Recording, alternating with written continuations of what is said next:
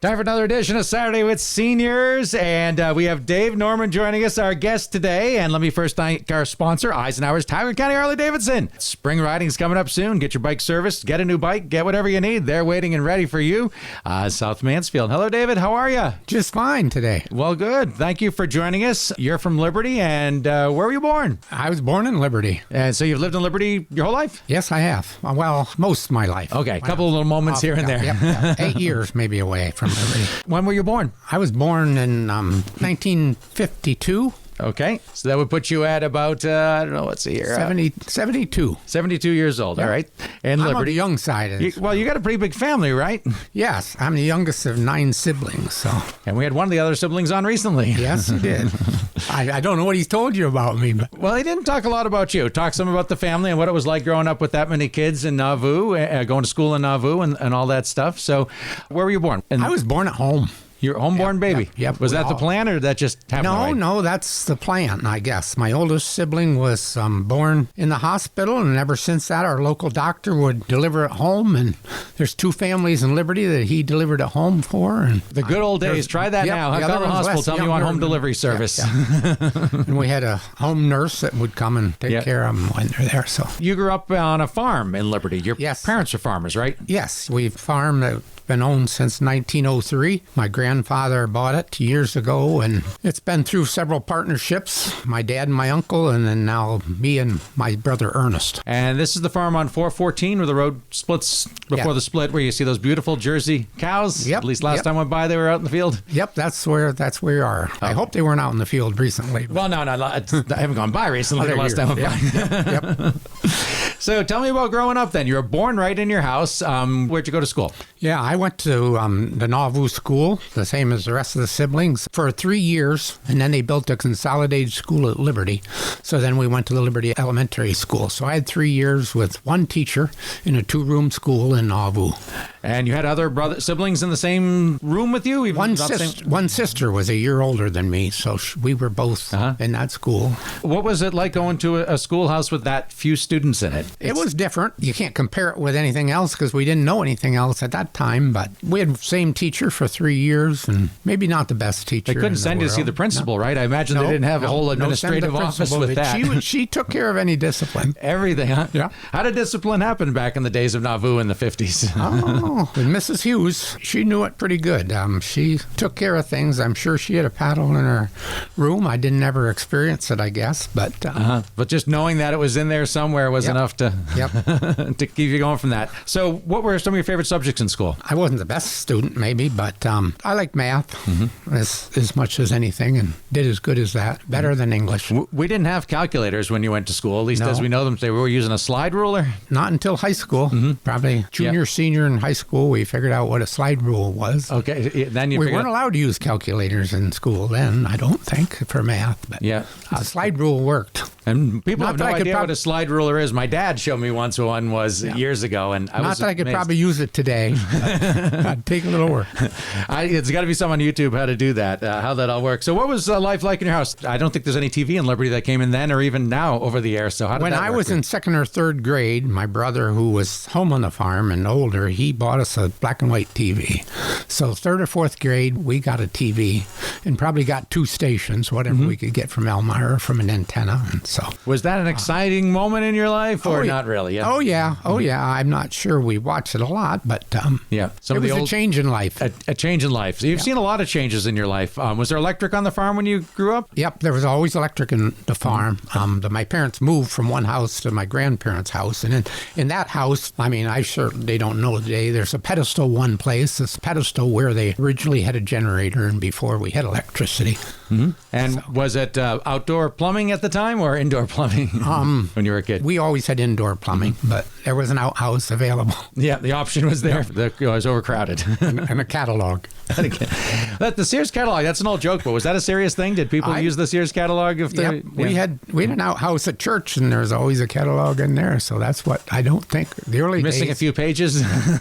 There was an option if the toilet paper got gone. Yeah, it's a whole different world. Yep. So you mentioned church. Where did you attend church, or did you in your early years? We have a church, Salem Lutheran Church is right on sort of our property. It's the edge of our property and the cemetery there, so we always attended the Salem Lutheran Church. That's convenient for you. Yep. So how often did you get into town as a kid? Do you remember going into, and what was town for you from Liberty? Yeah. Did you go to Williamsport, Mansfield, Wellsboro? We mostly went to Liberty, the feed mill, and that's what I mostly remember, or to the garage where they had a glass can, sold peanuts. Maybe now and then we'd get a peanut.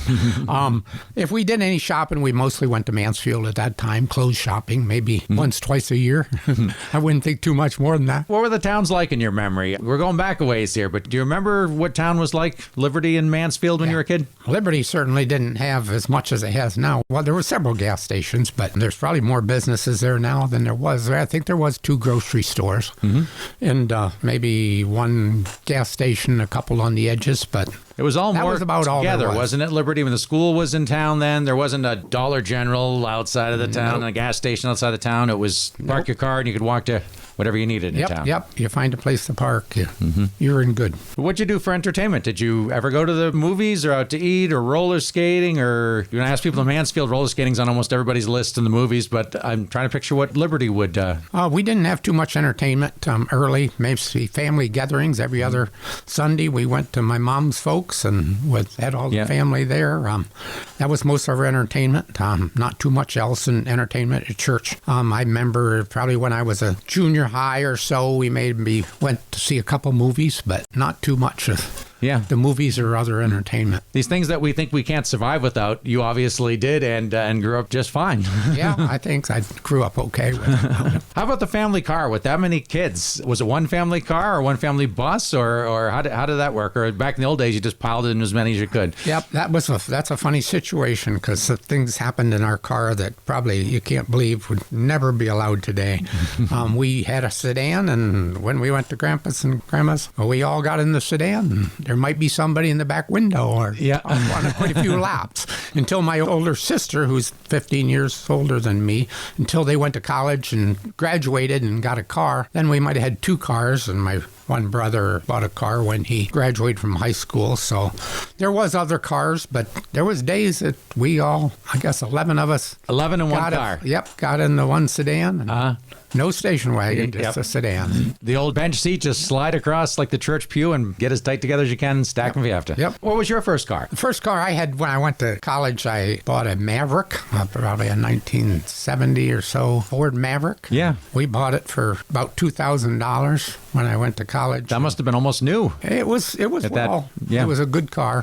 For a first car, I think you set the record. But it was a used car. Everybody I've asked about their first car, I think you by far set the record in price. I think the highest I heard so far is about $200 and the lowest was $25 back in the 40s and 50s with some of them. But of course, this would have been a little later than that for you.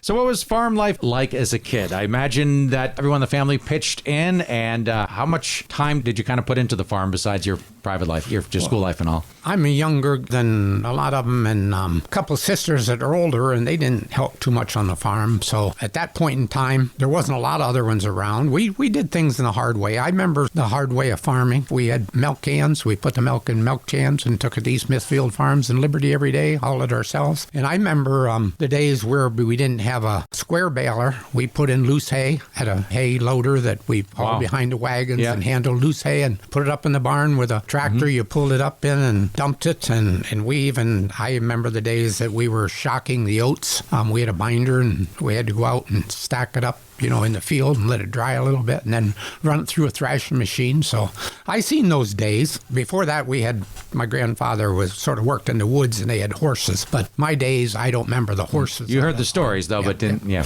And working on a farm's always been dangerous work. Kids, occasionally you hear unfortunate things happening. Hopefully nothing too serious on your farm with injuries? Nope, nope. We're very fortunate.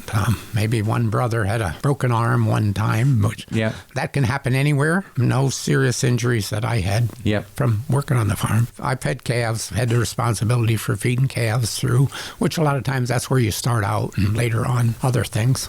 Work your way up from there. So when you were doing that as a kid, were you thinking in your mind, this is what I'm going to be doing for, the next rest of my life? Probably not. I didn't regret it. I wouldn't say that I ever thought, well, I don't ever want to do this again. But our family was very strong on education, so we were sort of expected to go to college. One brother didn't, but we were expected to go to college, and you didn't know where that was going to take you. But yeah. And what did you go to college for? I went to Penn State in agriculture education to be an ag teacher or work in extension. And did you ever use that degree to do that? Yes, I graduated and I interviewed for an ag teaching job, and that would have been 1974. And I was offered a job in a school, and the starting pay would have been $7,600 when I was offered that job. But I took a job working agriculture extension in York County. Yep. And worked there for 4 years, mostly working with 4-H programs and dairy farmers. So you're kind of the Craig Williams of the southern part of the state at one point. You could say that. And when I did that, I remember Craig Williams as a 4-H'er in that district. You do? Yep. Any stories we can tell about him? Everybody knows him. No, not too many stories. Not that you can tell. Yep. Okay. Yep. So what kind of changes have you seen in agriculture for the farmer? And I know you talked about the thrasher and the equipment. Those stuff's obviously changed. But was it easier for a farmer to make ends meet now or then? And from what I can tell, it's not easy now. But well, it's all perspective. I think in the early days, it was hard making an end and earlier on. But then when we later on, the 80s, 90s, we made out well on the farm and it seemed to pay. I think it's a lot harder today. It's just tough. And that's the reason there's a lot of farms have left, I think. Right now, machinery costs have probably doubled the price in the last 10 years.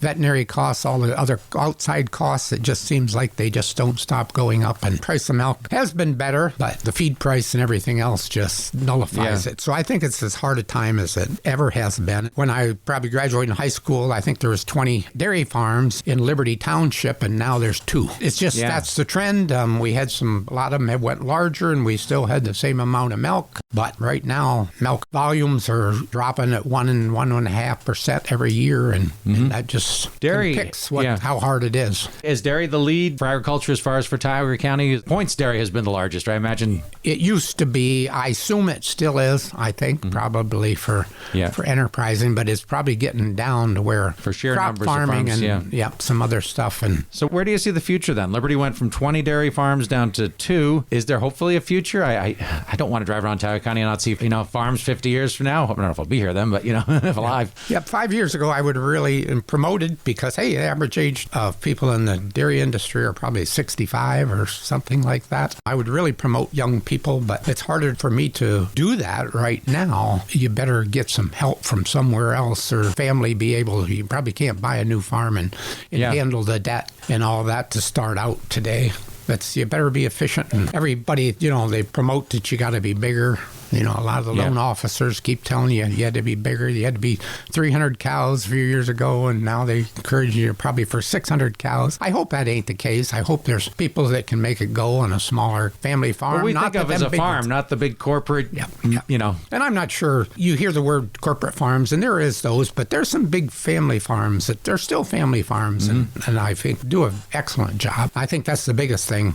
If you're going to be dairy farming today, you better be educated and you better be business people. Yeah. It's not just the old days where you can just milk cows and do your farm work and not pay attention to those things. It won't work. Yeah. So much government intervention too with programs and things. Your brother was telling me that you got to understand and know how to make all that work. And was it always that way as far as your experience? I don't think so. I don't think we really participated in many subsidized programs through the years. But now milk is there and you just got to take advantage of it to make it go. Sure. What are some more things that have happened in your life? I've been really active in the dairy industry, and I think I'm a good cow person, and I've been active with the Jersey Association very much. I was on the national board of the Jersey Association.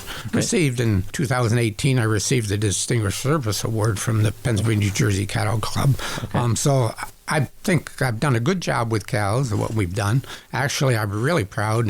Several years ago, we bred a cow that we sold to a person in Wisconsin. She was a world champion milk producer at that time for about 4 or 5 years. Okay. So let's talk about that then. I think we did a good job with Jersey cows, and I love them. I loved working with them, and I think there's more of them today. Really, the percent. There was times that probably there was only about 3, 4, 5% that were Jerseys in the United States, and now we're up to almost 15%. 100%. And they're on a lot of farms that, never had a Jersey on them before. Yeah. So what made you interested in Jersey cows? How did that detachment happen? That's what they had. That's what they had. We had registration papers from 1920s, so they always had Jerseys and then got into registers about the 20s. I didn't realize it was that long. People have always commented about the place of the beautiful cows when you drive, on 414 between Liberty and Morris on the Liberty end of that, and I didn't realize it went back that far in the heritage. They're very noticeable. Yes, they're very beautiful too. Yep. So I milked cows for 42 years, and sort of we sold my portion of the cows in 2020. Mm-hmm. So I'm mostly doing just crop work today, and after milking cows for 42 years. So you're still milking? I thought that was okay. 42 years of milking cows, and now you're still doing crops. Yep. Are you going to retire ever? Or not unless you have to? Yeah, probably not unless I have to. Is that true with a lot of farmers now? Is there really no official retirement day for many farmers these days? I would think many of them, unless they decide to sell the farm, they still have it and are cropping it, although there's other options. And we have a lot of people in our area that will rent your land, so if you don't want to do that, you can. Yeah. We sold our development rights, so we're own the farm. And your brother owns that means tell me what that means. That means your farm's going to be protected for eternity, so to speak. It's perfected from development, for eternity. So it allows you to sell the land, I can sell the land. It can't, has that in the... He can't develop it. Mm-hmm. Is that a program that's offered through the state, the government? It's a state program, and then it's somewhat, every county's a little bit different, has their own boards, and it is subsidized a little bit from the county funds. So some counties have a lot more available money.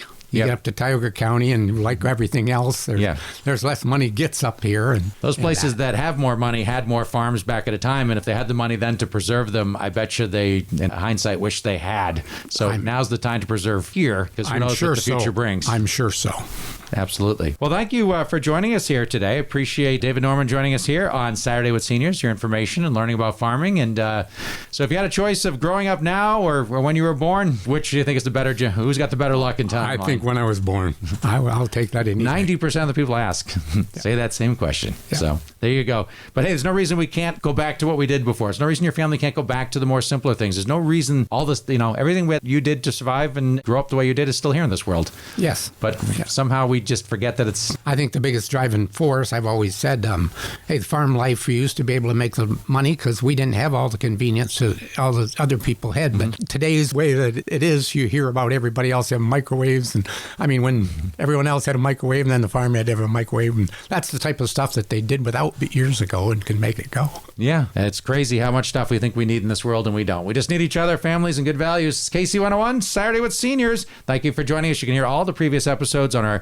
YouTube channel. You can get to that through our website. It's the easiest way, KC101FM.com. Big thank you to Eisenhower's, Tioga County, Harley-Davidson for sponsoring